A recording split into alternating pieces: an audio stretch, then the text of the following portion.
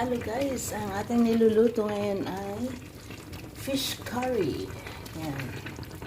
Ang fish ay isang malaking urata. Yan. Isang malaking urata. Saka isang normal size na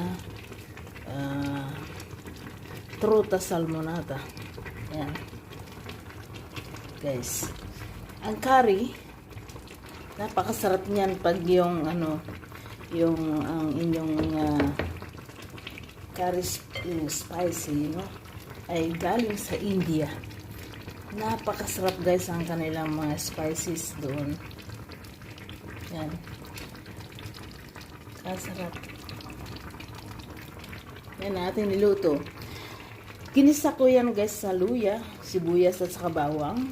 Pagkatapos prinito ko ng konti yung ating isda.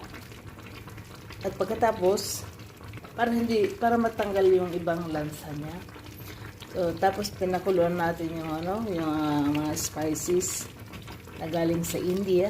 But ibang klase, 5 klaseng spices. 5 klaseng Hindi ko lang kasi alam ang mga pangalan nun. Kasi regalo yun ng aming kaibigan na taga-India. Galing sa India talaga yan.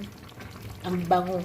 Kahit hindi mo natikman guys, pag naaamoy mo na yung bango niya, siguradong malasa.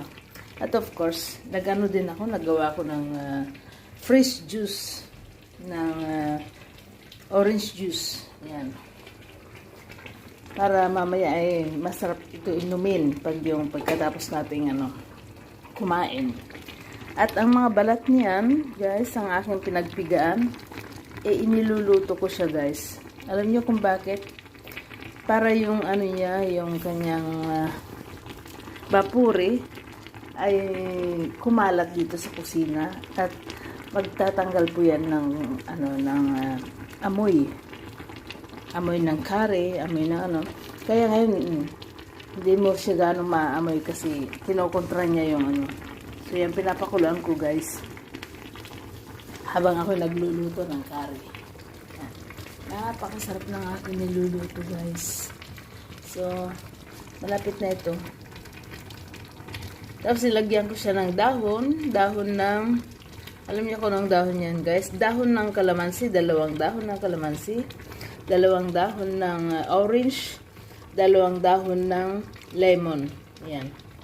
Napakabango guys. Napakasarap. Yan, sarap. Yummy talaga guys. So yan ang ating dinner.